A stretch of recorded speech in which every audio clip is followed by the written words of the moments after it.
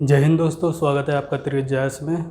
दोस्तों, पिछले जो लेक्चर में है वो मैंने आपको कहाँ तक बताया था, सातवाहन वंश के बारे में विस्तृत रूप से बता दिया था। ठीक है दोस्तों, तो अब हम जो है आगे के वंश के बारे में चर्चा करते हैं। आपने देखा होगा कि सातवाहन वंश जब हम पढ़ रहे थे तो कहीं कहीं जो है शक का जो है जिक्र आ रहा था कि उनके जो युद्ध हुए थे या जो भी उनका संघर्ष था वो शक क्षत्रपों के साथ था। अब दोस्तों, शकों को हम क्या कहते हैं, ये एक उपाधि है कि जब उपराजा बनता था तो उसे कहते थे हम क्षत्रप, और जब महाराजा बनता था तो उसे कहते थे हम महाक्षत्रप। ठीक है दोस्तों, तो ये जो मुख्य रूप से आए ये आपके पश्चिम उत्तर साइड से आए थे। ठीक है दोस्तों, इसके बारे में भी मैं बताऊंगा। तो पश्चिमी उत्तर साइड से आने की वजह से इन्हें भारत का जो है पश्चिमी शक क्षत्रप कहकर पुकारा जाता है। ठीक है दोस्तों, यानी कि अगर ये उत्तर पश्चिम से आए थे तो इन्होंने जो अपना मुख्य स्थान ये कहाँ बनाया था, आपका पंजाब का जो पुराने वाला पूरा भूभाग है, सिंध भाग है, ठीक है, थोड़ा सा उत्तरी राजस्थान है, ठीक है, या उत्तरी गुजरात है, थोड़ा सा इधर आप लगा लीजिए पूर्वी राजस्थान की ओर, ठीक है दोस्तों, या पूर्वी गुजरात की ओर, या महाराष्ट्र के उत्तरी सीमा की ओर। तो ये जो सारा था आपका शक क्षत्रप के जो है, जो भी इनका शासन का राज्य विस्तार था वो यहाँ तक था। ठीक है दोस्तों, तो अब हम जो है शकों के बारे में, शकों का वंश की कहाँ से उत्पत्ति हुई, कैसे कैसे ये भारत आए, उसके बारे में विस्तृत रूप से चर्चा करेंगे। ठीक है दोस्तों, तो चैप्टर अगर आप पढ़ोगे तो ये इतिहास में ऐसे मिलेगा कि पश्चिम भारत के शक क्षत्रप या शक महाक्षत्रप। ठीक है दोस्तों, तो आइए शक वंश को स्टार्ट करते हैं। अब दोस्तों, शक वंश का परिचय कहा जाए तो अब शक जो आए थे आपके ये मंगोल साइड से आए थे। ठीक है दोस्तों, तो मंगोल साइड से ये पश्चिम की ओर बढ़े, तो पश्चिम की ओर बढ़ते हुए ये चाइना से उधर से होते हुए आए थे। और जो चाइना के जो उन्होंने अपने इतिहास के ग्रंथ लिख रखे हैं तो उनमें भी जो है शकों का जिक्र किया है। ठीक है दोस्तों, तो जो चाइनीज़ लोगों ने जिक्र किया है तो चीन इन्हें क्या कहते हैं, साइवांग कहते हैं। ठीक है दोस्तों, ये लिख रखा है मैंने साइवांग, SAIWANG। आरंभ में ये कैसे थे, घुमक्कड़ थे, खाना बदोश थे। ठीक है, जो सीर नदी की उत्तरी किनारे पर रहते थे। ठीक है दोस्तों, यानी कि वहाँ एक नदी होती थी आपकी सीर नदी, उसके जो है उत्तरी किनारे पर रहते थे। अब ये करते क्या थे वहाँ पे, ये मवेशी पालन करते थे आपका।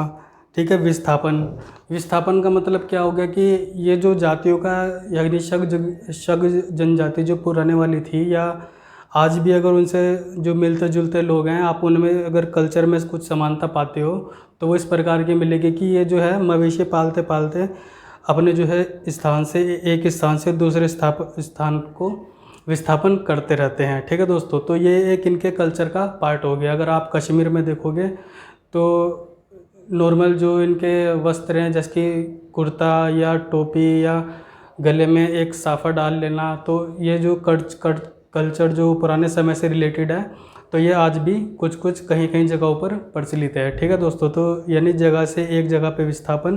ठीक है, और समय के बाद जब इन्हें वापस उस जगह की ज़रूरत होगी तो जो है शक वापस अपनी जगह पर आ जाएंगे। तो इस तरह से जो है इनके शक क्षत्रपों को कल्चर के विस्थापन को प्रदर्शित किया जाता है। अब मूल स्थान की बात करें कि शक क्षत्रपों का को जो मूल स्थान था आपका, ये मध्य एशिया का सरदरिया नामक स्थान। ठीक है दोस्तों, तो सरदरिया मध्य एशिया का आपका सरदरिया नामक स्थान, सरदरिया। ठीक है दोस्तों, तो ऐसे लिखते हैं, सरदरिया नामक स्थान जो है ये इनका मूल स्थान कहा जाता है कि ये शुरुआती जो थे आपके वहीं पर बसा करते थे या रहा करते थे। ठीक है, और इसी स्थान को अब क्या कहते हैं, ये शक स्थान कहते हैं, या शक स्थान या शक प्रदेश भी इस सरदरिया को कहते हैं। अब स्रोत की बात करें कि शक वंश के बारे में उल्लेख कहाँ से मिलता है। एक तो दोस्तों ये मंगोल साइड थे, फिर ये विस्थापन करते हुए पश्चिम की ओर बढ़े, और धीरे धीरे फिर ये अफ़गानिस्तान, ठीक है, ये उधर ईरान होते हुए, फिर ये आपके ये हिंदू कुश होते हुए, ठीक है, बलूचिस्तान होते हुए, पाकिस्तान होते हुए, फिर इन्होंने पंजाब होते हुए, सिंध होते हुए इन्होंने भारत में प्रवेश किया। तो इनकी जो इतिहास की जो मुख्य जानकारी मिलती है वो चीन के इतिहास से भी मिलती है। एक दो पुस्तकों का नाम वैसी जानकारी के तौर पर देख लेते हैं कि हान वंश का जो पुराने वाला इतिहास है, ठीक है, उसका जो नाम है आपका क्या कहते हैं, हम शी कहते हैं, शी। और जो परावर्ती हान वंश का इतिहास है, यानी कि एक तो हो गया आपका हान वंश का ये वाला इतिहास, ठीक है, उसके बाद जो इन्होंने बदल के नया इतिहास पेश किया उसे क्या कहते हैं, ये फान्यकृत हाउ हान शू, ठीक है दोस्तों, ये लिख रखा है मैंने, फान्यकृत हाउ हान शू। तो इस तरह से जो है दो पुस्तकों में, चीन के इतिहास की दो पुस्तकों में शक जनजातियों का उल्लेख है कि ये जो है जो भी इनके कल्चर के बारे में या राज्य प्रशासन के बारे में कि कैसे कैसे उन्होंने कहाँ राज्य किया, उन्होंने अपने शब्दों में लिख रखे हैं। तो हम जो पढ़ेंगे ये हम अपने शब्दों के हिसाब से पढ़ेंगे जो हमारे भारतीय इतिहासकारों ने लिख रखे हैं। अब इनके अध्ययन से यूची हुण पर्थियन जाति का पता चलता है, ठीक है दोस्तों। तो इन ग्रंथों से किन किन जातियों का पता चलता है, यूची। अब यूची आपको क्या लग रहा है, ये एक चाइनीज शब्द लग रहा है, तो यूची जाति, हुण पर्थियन जाति का पता लगता है। पर्थियन ये होगा आपके ग्रीक साइड में, ठीक है दोस्तों, यानी कि मिडिल ईस्ट के एकदम ऊपरी वाला हिस्सा। तो इन जातियों का पता चलता है। अब इनके जो स्रोत हैं, अगर आप भारत में देखेंगे तो भारतीय स्रोत कुछ पुरातात्विक स्रोत जैसे कि सिक्के वगैरह। अब दोस्तों शकों के बारे में जो हम स्रोत की बात करें तो स्रोत क्या मिलते हैं इनके, एक तो रामायण महाकाव्य में शकों के बारे में उल्लेख है, ठीक है, महाभारत में यवन के बारे में उल्लेख है, पल्लव के बारे में उल्लेख है, मनुस्मृति में जो है शकों के बारे में उल्लेख है, ठीक है, कात्यायन में उल्लेख है, पतंजलि पुराण में उल्लेख है, गार्गी संहिता में उल्लेख है, ठीक है, विशाख दत्त कृत देवीचंद्र गुप्तम, ठीक है, विशाख दत्त हैं उन्होंने कौन सी किताब लिखी है आपकी, देवीचंद्र गुप्तम में, ठीक है, तो उसमें भी जो है शक जनजाति का उल्लेख है। अब वाणकृत की हर्षचरित्र, ठीक है, उसमें भी जो है आपका शक जनजाति का उल्लेख है। और राजशेखर कृत की काव्य मीमांसाओं में शक जनजातियों का उल्लेख है, ठीक है दोस्तों। तो ये तो हो गए आपके भारत के साहित्यिक स्रोत। अब हम पुरातात्विक स्रोत की बात करें तो सिक्के मिले हैं, ठीक है, राजवूल का मथुरा शीर्ष स्तंभ लेख है, ठीक है, राजवूल का मथुरा सिंह शीर्ष स्तंभ लेख, और षोडाश का मथुरा दानपत्र लेख, ठीक है, नहयान कालीन नासिक गुहालेख, उषावदत्त का नासिक गुहालेख, और नहपान का जुन्नार गुहालेख, रुद्रदामन का अंधो, यानी कि अंधो का मतलब क्या हो गया कि कच्छ की खाड़ी से जो रुद्रदामन का अभिलेख मिला है तो उसमें भी जो है शक जनजाति का उल्लेख है, ठीक है, गिरनार के जूनागढ़ अभिलेख, ठीक है, गोदो फर्निस का तख्ते बही का अभिलेख, ठीक है दोस्तों। तो ये जो स्थित है आपका कहाँ है, तख्ते बही का अभिलेख पेशावर के यूसुफजई क्षेत्र में स्थित है आज के समय। अब दोस्तों ये तो हो गए आपके कि साहित्यिक स्रोत और कुछ पुरातात्विक स्रोत, ठीक है दोस्तों। तो ये आप ध्यान से नोट कर लेना, यहाँ पे मैंने नहीं लिखे हैं। और अब जो हम बात करते हैं कि शकों की उत्पत्ति कैसे हुई, कि ये भारत में आए कैसे, तो जो है इसके बारे में हम विस्तृत रूप से चर्चा करते हैं कि मंगोलिया के समीप रह रही यूची जाति, ठीक है, 175 BC, यानी कि 175 ईसा पूर्व के आसपास जो यूची जाति है ये आपकी मंगोलिया के समीप रह रही थी। अब इनके जो आसपास के जो कुछ और जनजाति होगी, ठीक है, अब उसका जो नाम था यह कौन सा था आपका, हांगनू उस जनजाति का नाम था। तो उन्हीं ने जो है यूची पर आक्रमण कर दिया अब, और भागने के लिए विवश कर दिया। अब यूची वहाँ से तो भाग गए, अब ये भागकर कहाँ चले, पश्चिम की ओर चले, ठीक है दोस्तों। तो मंगोल आपका यहाँ होगा, तो ये भागकर कहाँ चले, आपके पश्चिम की ओर चले। ठीक है दोस्तों, तो आपके यूची जनजाति वाले पश्चिम की ओर चले और पश्चिम में चलते चलते इन्हें क्या मिले, रास्ते में शक जनजाति के लोग मिले और यूची ने जो है शक जनजाति के लोगों को पराजित किया। अब शक जनजाति वाले वो आगे पश्चिम की ओर चले और यूची वाले उनकी जगह पर आ गए। ठीक है दोस्तों, और अब यूची जनजाति वाले जब पश्चिम की ओर चले तो इन्होंने क्या किया, शकों को हराया। शकों का जो इस समय निवास स्थान था यह क्या था, आपका बल्क बैक्टीरिया था। ठीक है दोस्तों, तो दोनों नाम बल्क बैक्टीरिया एक ही जगह के हैं। तो यूची जनजाति वालों ने क्या किया कि शकों को हरा दिया और उनके स्थान पर अपना अधिकार जमा लिया।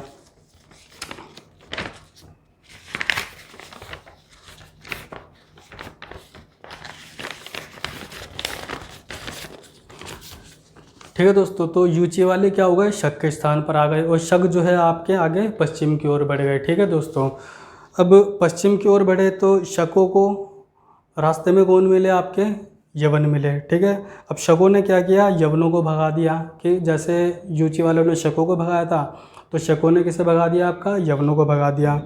और फिर यहाँ भी यूची दोबारा आ गए। अब यूची वाले वहाँ पे तो स्थिर रहे नहीं आपके बल्क और बैक्टीरिया में, तो ये जब शकों ने यवनों को भगाया तो ये उनके पीछे पीछे आ गए और शकों को वहाँ से दोबारा भगा दिया। अब जब शक वहाँ से भागे आपके पश्चिम से आते आते आते आते ये आपके ईरान के उत्तरी साइड में, ठीक है, और इधर आपका उज्बेकिस्तान के आसपास आकर बस गए। अब यहाँ पर क्या हुआ कि ये जो शक है आपके दो भागों में विभक्त हो गए। एक तो हो गया आपका कीपिन कपीशा का, एक जो आपके शकों की शाखा थी तो इन्होंने तो आपका कीपिन कपीशा पर अपना अधिकार कर लिया। और दूसरी थी आपकी पूर्वी ईरान में पर्थियन राज्यों को हराया 128 से 123 बीसी के आसपास। ठीक है दोस्तों, तो दूसरी आपकी पूर्वी ईरान में पर्थियन राज्यों को हराया 128 से 123 बीसी के आसपास। फिर मिथ्रेडेटस ने 123 से 188 बीसी के आसपास शकों को वापस हराया और शक भागकर पूर्व की ओर हेलमंड घाटी यानी कि दक्षिण अफगानिस्तान की ओर बढ़ने लगे। ठीक है दोस्तों, तो यह आ गया आपका पाकिस्तान। ठीक है, यहाँ आ गया आपका अफगानिस्तान, तो दक्षिण अफगानिस्तान क्या हो गया, आपका ये हो गया। तो अब जो शक आ रहे थे यहाँ पर आ रहे थे।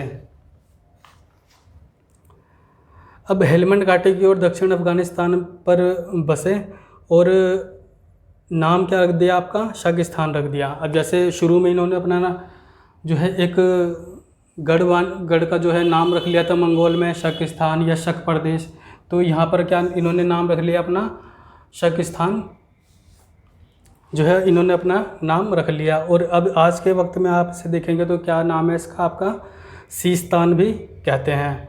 अब भारत आगमन की, इनका भारत आगमन कैसे हुआ। अब दोस्तों यहाँ तक तो ये आ गए, आपने समझ लिया। ठीक है, अगर कुछ दिक्कत है तो आप इसे स्क्रीनशॉट लेकर जूम करके देख सकते हैं, आपको जो है बिल्कुल क्लियर समझ में आ जाएगा कि शक जो है कैसे कैसे वहाँ से आ रहे हैं। ठीक है दोस्तों, अब यहाँ तक तो आपके शक आ गए। अब यहाँ से आगे यानी कि अब भारत कितनी दूर है, अखंड भारत तो ये था ना पहले आपका, यानी कि बॉर्डर पे ही आ गए। अब शक स्थान में पल्लव पर्थियन ने इन्हें पराजित किया। अब ये जो यहाँ पे था इन्होंने यहाँ पर किसी ने पराजित कर दिया इन्होंने पल्लवों ने इन्हें पराजित कर दिया। इन्हें जो है हम पर्थियन कहते थे। पर्थियनों का जो राज्य होता था, विशाल राज्य यहाँ पर आपका होता था। ठीक है, काफ़ी बड़ा राज्य पर्थियनों का होता था। और शक काबुल घाटी की ओर बढ़े। ठीक है दोस्तों, तो काबुल घाटी ये सारा अफ़गानिस्तान में आपने सुना होगा, काबुल कंधार, तो ये काबुल घाटी की ओर बढ़े और यहाँ ग्रीक के शक्तिशाली राजा जो है निवास करते थे। अब यहाँ पर क्या थे आपके ग्रीक के शक्तिशाली राजा। ग्रीक तो आपका बहुत ऊपर है, आपका यूरोप में जो है दक्षिण यूरोप का जो शुरुआती हिस्सा है समुद्र के पास, तो वहाँ पर आपका ग्रीक पड़ता है। तो यहाँ पर क्या थे आपके ग्रीक के शक्तिशाली राजा थे और शक बलूचिस्तान होते हुए, तो इन्हें जो है आश्रय वहाँ पर भी नहीं मिला। तो ये क्या हुआ कि बलूचिस्तान होते हुए, ठीक है, ये हो गया ना आपका बलूचिस्तान यहाँ पे है। तो बलूचिस्तान से होते हुए बोलन दर्रा या ठीक है दोस्तों, तो यहाँ पर एक रास्ता है बोलन दर्रा, उसके रास्ते ये क्या पहुँचे आपके सिंध में पहुँचे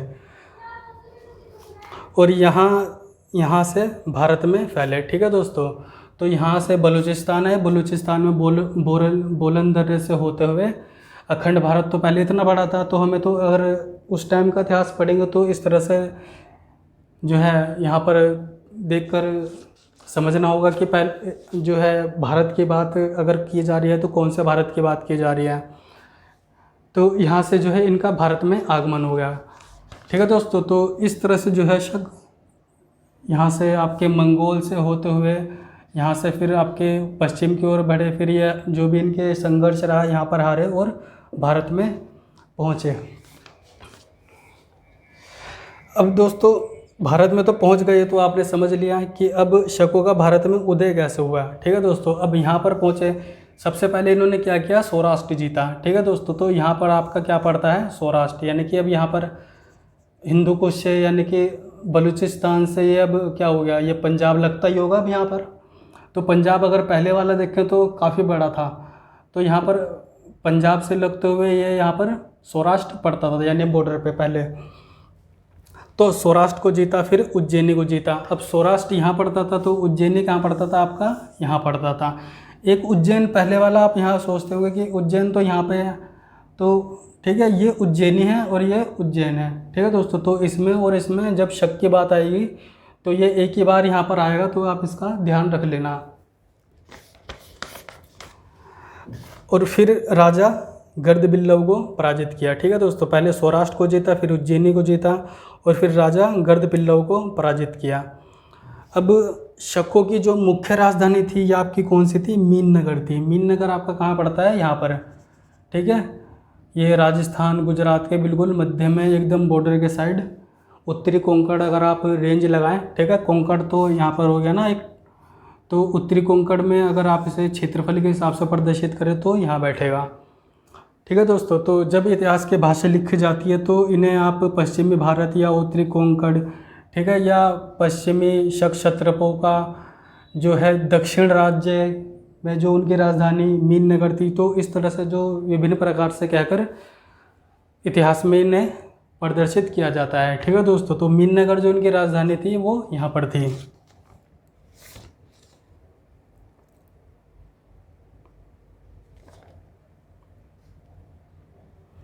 अब अन्य प्रदेश के राजा जो थे वो अपने आप को क्या बुलाते थे, अब ये यहाँ पर थे तब तक तो ये थे आपके शक। तो इस तरह से जो है इनका राजाओं का नामों का उच्चारण होता था। जब ये भारत में पहुँचे तो इन्होंने अपने आप को क्या कहना शुरू कर दिया, क्षत्रप, महाक्षत्रप। ठीक है दोस्तों, तो कुछ प्रदेशों के जो शक राजा हैं स्वयं को क्या कहने लग गए, आपके क्षत्रप कहने लग गए। ठीक है, और क्षत्रप का जो फारसी शब्द है, इसे क्या, फारसी में एक शब्द है आपका क्षत्रपवन, यानी कि प्रांतीय शासक। तो प्रांतीय शासक जो है क्षत्रप का अगर आप विस्तृत रूप से अर्थ मानो तो ये हो सकता है। ठीक है दोस्तों, अब इनकी जो है कुछ राजधानी की बात करते हैं कि इनका जो है शासन क्षेत्र कहाँ था, और जो विभिन्न प्रकार के जो शक क्षत्रप राजा हुए, ठीक है, उन्होंने जो है अपनी राज्य के लिए एक, जैसे कि आप कह लीजिए ना कि एक हेडक्वार्टर टाइप राजधानी अपने राज्य में कहाँ बनाई थी।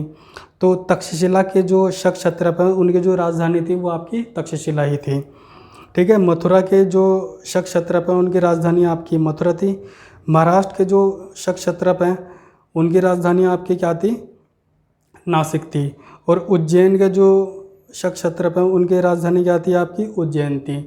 अब आप एक समानता पाओगे कि यहाँ तो हो गया आपका महाराष्ट्र, ठीक है, यहाँ हो गया आपका उज्जैन। तो इनके शासन के हिसाब से इंडो सीथिया क्या था आपका, ये जो सारा शासन था आपका ये इंडो सीथिया था। ठीक है दोस्तों, तो ये तो हो गया इनके हिसाब से दक्षिण, और ये हो गया इनके हिसाब से उत्तर।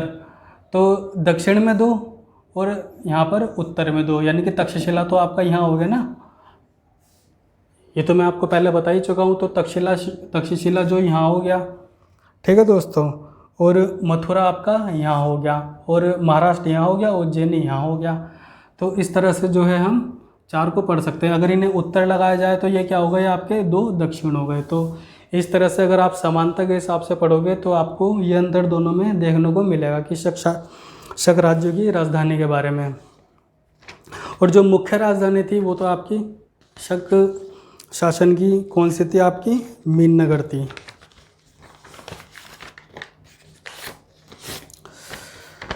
ठीक है दोस्तों, तो अब जो है शक शासकों के बारे में पढ़ लेते हैं। अभी तक तो हम जो है इनके जो है स्थान और इनकी उत्पत्ति, ठीक है, एक तरह से इनका इंट्रोडक्शन, साहित्यिक स्रोत, ठीक है, पुरातात्विक स्रोत के बारे में हमने जाना। इनका जो क्षेत्रीय विस्तार था, कैसे ये भारत में आए, कैसे इनका भारत में उदय हुआ, ठीक है। सबसे पहले इन्होंने किसे हराया, ठीक है, सौराष्ट्र को जीता, उज्जैन को जीता, फिर गर्द पिल्लव को हराया, ठीक है, ये मैं आपको बता चुका हूँ। अब जो है भारत में शक जो है, शक वंश के जो भी राजा रहे उनके बारे में हम चर्चा करेंगे। अब दोस्तों भारतीय शकों में अब हम जो है भारतीय शक वंश में जो भी भारतीय राजा हुए उनके बारे में चर्चा करते हैं। अब भारतीय शक में पहला शासक कौन था, आपका मोआ था, ठीक है, जिसे यूनानी इतिहासकारों ने मावेज भी कहा है। ठीक है दोस्तों, तो मावेज MAUES, ठीक है दोस्तों, तो मोआ ऐसे लिखते हैं, आपका मोआ, और ये हो गया आपका मावेज। तो ये भारत में पहला शक शासक माना जाता है। तक्षशिला ताम्र में,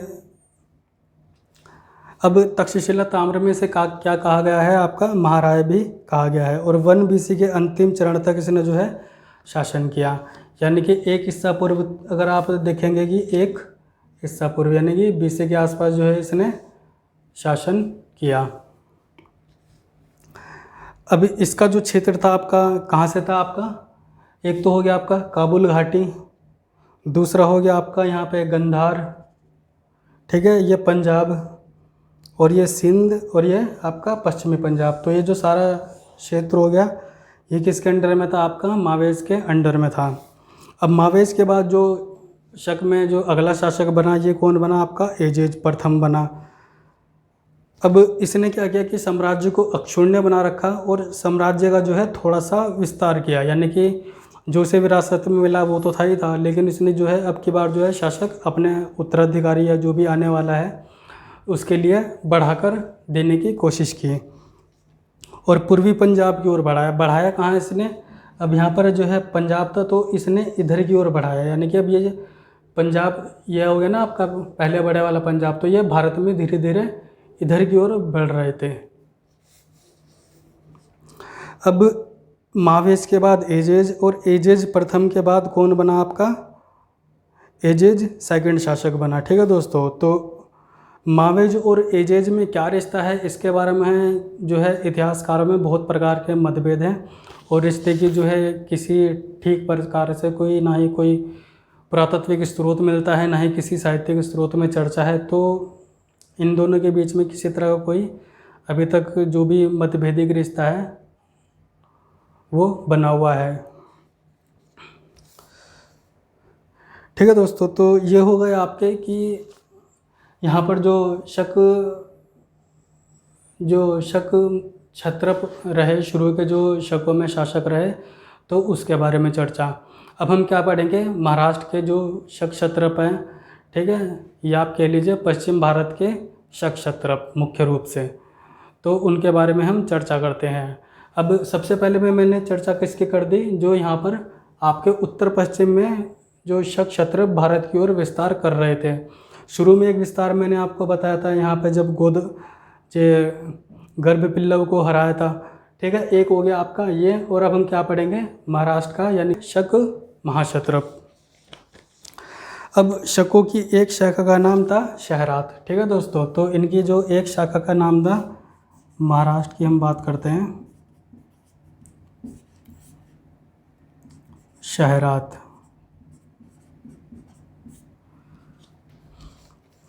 अब शकों की जो एक शाखा का नाम था वो क्या था, आपका शहरात था।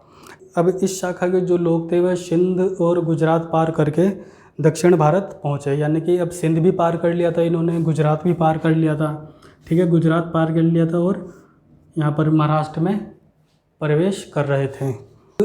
महाराष्ट्र में प्रवेश जब कर रहे थे तो महाराष्ट्र में किसका शासन था पहले से, वो मैं आपको पढ़ा चुका हूँ, सातवाहन वंश का शासन था। अब शक क्षत्रपों ने क्या किया कि सातवाहन वंश को हरा दिया। जब मैंने आपको सातवाहन पढ़ा रहा था तो मैंने 2-3 बार आपका सातवाहन के आने जाने का क्रम बताया था ना, कि सातवाहन आए, फिर शक क्षत्रप आए, फिर सातवाहन आए, फिर शक क्षत्रप आए, फिर सातवाहन आए, फिर अंतिम रूप से आपके शक क्षत्रप रह गए। तो आप थोड़ा सा वहाँ से भी रिलेट करना, जब दोनों चैप्टर एक साथ मिला के पढ़ोगे तो आपको समझ में आ जाएगा। तो इधर सिंध और गुजरात से होते हुए जब ये महाराष्ट्र पहुँचे तो इनका जो युद्ध हो गया ये किससे हो गया, सातवाहन से हो गया, और सातवाहन वंश को इन्होंने जो है हरा दिया और महाराष्ट्र पर जो है इन्होंने अपना अधिकार कर लिया। अब सिक्के जो खरोष्ठी लिपि, ब्राह्मी लिपि में चलवाए। ठीक है दोस्तों, जब शक क्षत्रपों ने महाराष्ट्र में अपना अधिकार जमा लिया तो सिक्के कैसे चलाए, खरोष्ठी लिपि में, ब्राह्मी लिपि में। एक तो दोस्तों जब इन डायनेस्टी की बात आती है कि शक, सातवाहन या कुषाण, ठीक है, तो ये क्या करते थे कि जब एक राजा जीतता था ना तो पुराने वाले राजा के जो भी सिक्के थे उन्होंने अपने कल्चर के बारे में प्रमोट करके चलाए थे, तो ये उनका दोबारा से पुनर्अंकित करवा देते थे। ठीक है दोस्तों, यानी कि उन्हें सिक्कों को ही बदलवा देते थे। तो अब कुछ कितने बदलवाएंगे, लेकिन जो है कुछ ना कुछ तो बचे रह जाएंगे कि कहीं पे कोई कोषागार इन्होंने दबा रखा था। ठीक है, या उसके ऊपर जब दूसरा शासक आया तो उसने जो है सिक्कों के ऊपर दूसरा सिक्के का जो है चट्टा लगा दिया। तो इस तरह से जो है हमें आज के डेट में इनके सबूत मिलते हैं। अब हम अंदाज़ा कैसे लगाते हैं कि ये जो सिक्के हैं इसके जो लिखावट है कुछ और है, इन ये जो नीचे दबे हुए सिक्के हैं इनके जो है कुछ और है। तो हम यहाँ से वंश का लगाएंगे कि ये जो इस हिसाब से कि ये जो वंश है ये आपका ऊपर है और ये जो वंश है आपका पूर्ववर्ती, यानी कि इस वंश से पहले का होगा, चाहे ये सिक्के किसी के भी हों।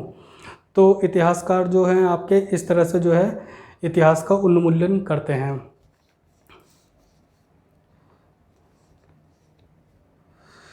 ठीक है दोस्तों, तो और एक जो है आपका भूमक नाम का एक पूर्ववर्ती शासक था।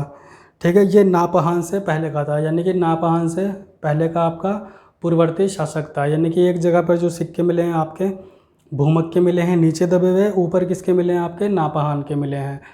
तो इससे अंदाज़ा लगाया कि हमने कि भूमक आपका पहले रहा होगा और नापहान उसके बाद में आया होगा। अब नापहान शरात वंश का प्रमुख शासक था। अब जो शक वंश में सबसे प्रमुख राजा हुआ ये कौन हुआ आपका, नहपान हुआ। ठीक है दोस्तों, जब मैं सातवाहन पढ़ा रहा था तो तब भी मैंने आपकी नापहान के बारे में चर्चा की थी। अब इसने राजन क्षत्रप की उपाधि धारण की। ठीक है, पेरिप्लस में वर्णित नेम्बेरेस का भी समीकरण नापहान से किया जाता है। अब पेरिप्लस में जो है एक नाम है नेम्बेरेस, तो उसका जो वर्णन है उससे जो समानता दिखती है वो किससे दिखती है, आपकी नापहान से दिखती है। और इसके जो सिक्के हैं 119 से 124 ईस्वी तक महाराष्ट्र में पाए गए हैं। ठीक है दोस्तों, 119 से 124 ईस्वी तक आपके महाराष्ट्र में पाए गए हैं। कहाँ पर पाए गए हैं, महाराष्ट्र में पाए गए हैं। अब इस समय का जो कृष्णपाण सोने चांदी का जो विनिमय दर थी ये आपकी क्या थी, अगर इनका जो रेशो हम ज्ञात करने की कोशिश करेंगे तो 1:35 यानी कि 1:35 थी कृष्णपाण की रेंज। अगर कभी पेपर में आएगा कि शक में जो है कृष्णपाणों की अनुपातिक दर क्या थी तो 1:35 थी। ठीक है दोस्तों, आप डायरेक्ट यहाँ से मार सकते हैं। अब नासिक के एक लेख में क्या मिला है आपका कि 70,000 कृष्णपाणों का जो मूल्य है वो 2000 आपका स्वर्ण मुद्रा था। ठीक है दोस्तों, और सिक्कों पर जो है राजन की उपाधि धारण की है, यानी कि सिक्कों पर जो है राजन नाम का एक शब्द लिखा है राजा के बारे में और वो उपाधि के रूप में लिखा है। अब नापहान की पुत्री दक्षमित्र का विवाह उषावदत्त या ऋषभदत्त। ठीक है दोस्तों, तो ऋषभदत्त कौन थे, आपके नापहान के मित्र थे। तो उसी मित्र से जो है नापहान की पुत्री का जो है विवाह हो गया, या आप कह लीजिए विवाह होने के बाद उषावदत्त या ऋषभदत्त दोनों एक ही नाम है, एक ही व्यक्ति के नाम है। तो ये आपका नापहान से जो है यानी कि नापहान का मित्र बन गया, यानी कि अब तो उनके जो है पारिवारिक संबंध हो गए। अब ये जो आपका उषावदत्त था, ये आपका दक्षिण प्रांत गोवर्धन, नासिक तथा मामल्ल पूना का वायसराय, गोवर्धन और मामल्ल पूना का वायसराय था। ठीक है दोस्तों, तो कौन था आपका ये उषावदत्त या ऋषभदत्त, जो आपकी नापहान की पुत्री दक्षमित्रा से विवाह किया था। अब दोस्तों नापहान के जो है अब सैन्य शक्ति बढ़ गई थी, क्योंकि उषावदत्त जो है उसके साथ आ गया था। अब इसी का फ़ायदा उठाकर नापहान ने जो है अपना जो है मालवा पर आक्रमण कर मालवा पर अधिकार कर लिया। ठीक है दोस्तों, तो नापहान ने उषावदत्त के साथ ऐसे किस पर अधिकार कर लिया, आपका मालवा पर अधिकार कर लिया। अब मीननगर की बात करें कि मीननगर आपका मुख्य रूप से पड़ता कहाँ था, अगर आप राजनीति देखें तो ये भड़ोच और उज्जैनी के बीच पड़ता था। ठीक है दोस्तों, यानी कि मीननगर कहाँ पड़ता था, आपका भड़ोच और उज्जैनी के बीच में मीननगर पड़ता था। अब नापहान ने क्या किया कि 119 AD से 125 AD तक शासन किया। 119 से 125 AD तक इनने शासन किया। और कोषागार इसका जो नापहान का था ये कहाँ था, आपका जोगलथम्बी में था। अब सिक्के जो है इन्होंने जीत के बाद, जैसे कि मैंने ये बताया, ये दोबारा से पुनरांकित करने की इनमें एक प्रथा मान लीजिए। और नापहान के बाद कौन आया, तो उसके बारे में भी, जो नया शासक आया इसके बारे में भी विभिन्न प्रकार के मतभेद हैं।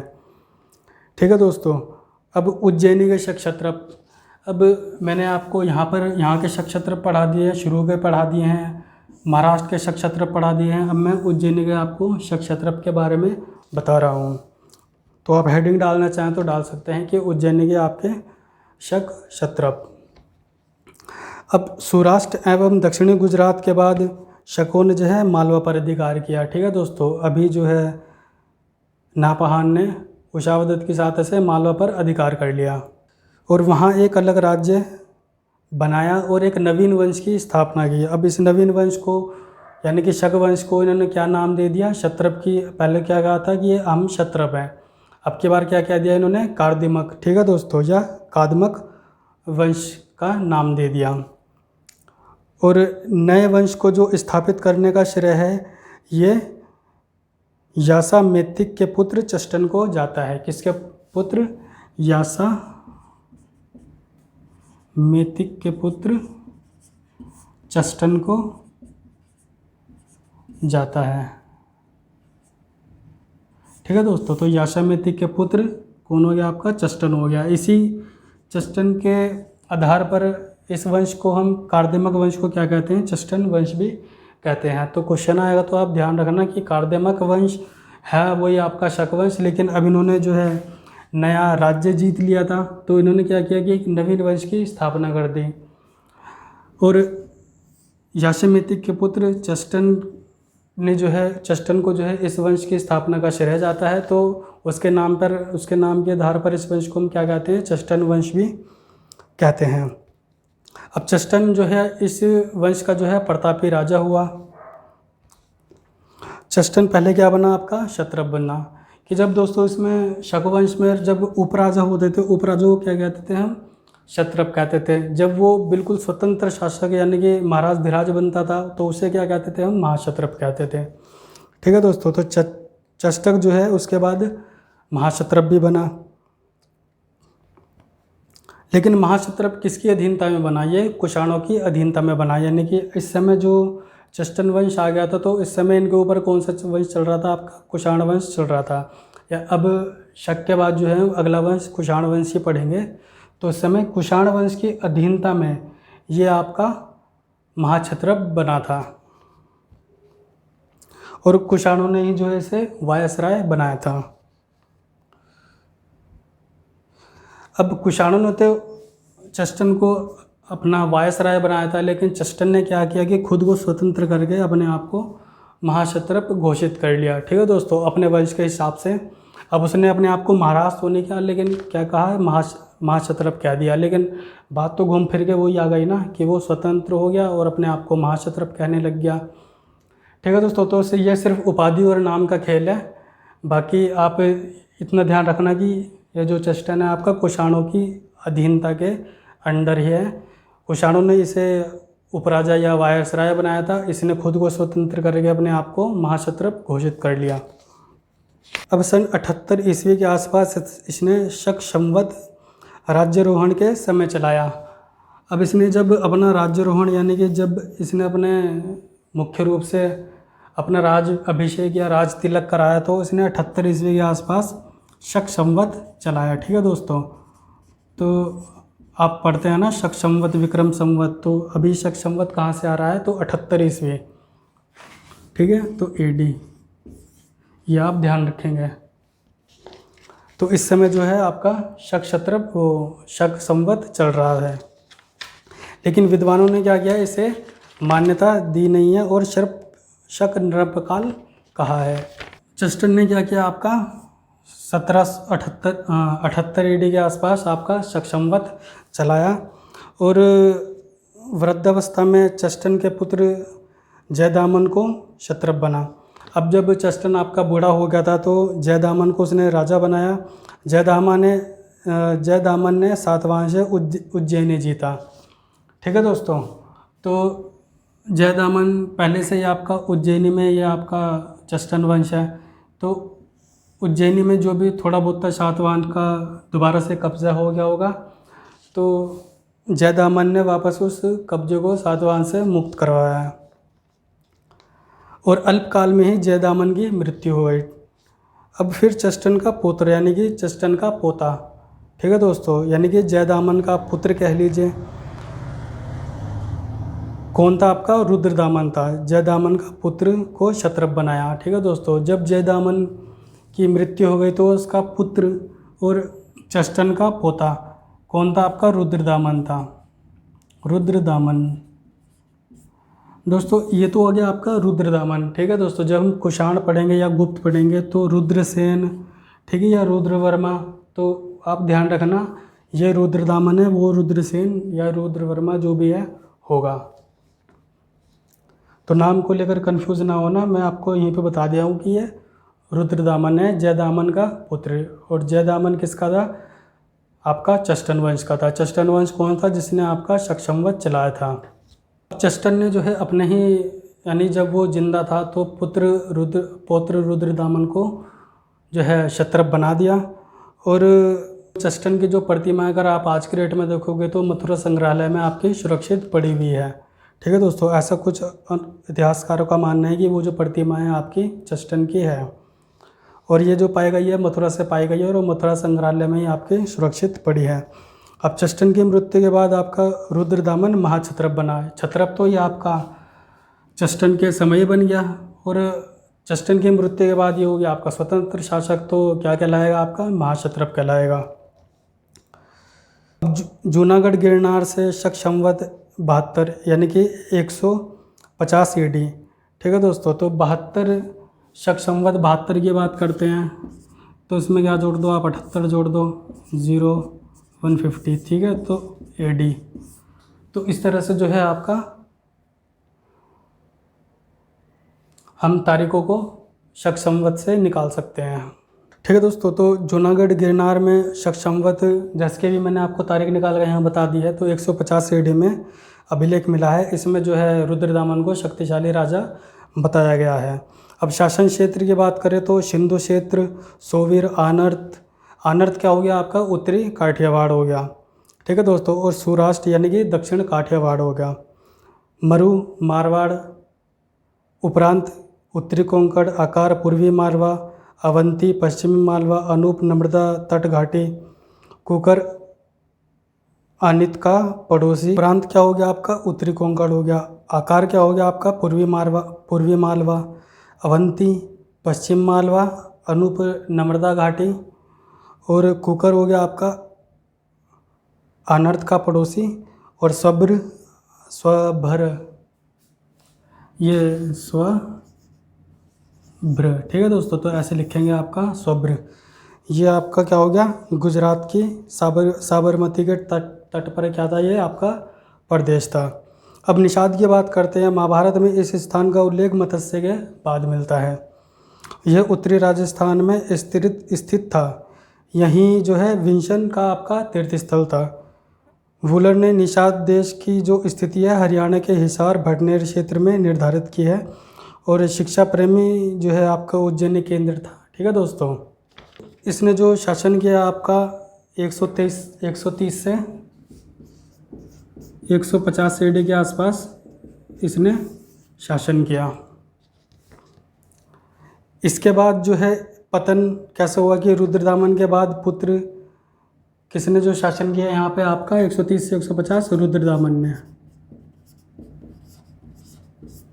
ठीक है दोस्तों, अब इसके बाद जो पतन हुआ रुद्रदामन के बाद पुत्र दामाय सद जो है महाक्षत्रप बना। फिर इसका पुत्र जीवदामन महाक्षत्रप बना।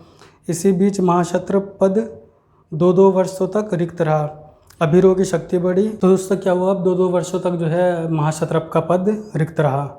ठीक है, यानी कि दामाय सद महाक्षत्रप बना, फिर इसका जो पुत्र जीवदामन महाक्षत्रप बना। फिर कौन हो गया आपका, रुद्र सिंह जो है आपका महाक्षत्रप बना। फिर दोबारा से आपका जीवदामन महाक्षत्रप बना। उसके बाद जो है आपका रुद्रसेन प्रथम, फिर ईश्वरदत्त जो है आपका आभिर्वंश से संबंधित था। फिर यशोदा मन जो है आपका, और फिर दामसेन आपका महाक्षत्रप बना। अब मालवा जो क्षत्रपों के सिक्के हैं वो आपके 250 AD के बाद नहीं मिलते हैं। ठीक है दोस्तों, तो 250 AD के बाद नहीं मिलते हैं। और फिर वकाटक नरेश विंध्य शक्ति ने मालवा को शकों से छीन लिया, और जो शक वंश जो है पूरे रूप से विलुप्त हो गए। ठीक है दोस्तों, उसके बाद जो है आपका शकों के बाद हम जो है कुषाण पढ़ेंगे। बाकी आप अपनी तैयारी करते रहिए। चैनल को सब्सक्राइब कीजिए, लाइक कीजिए, शेयर कीजिए। Thank you. जय हिंद।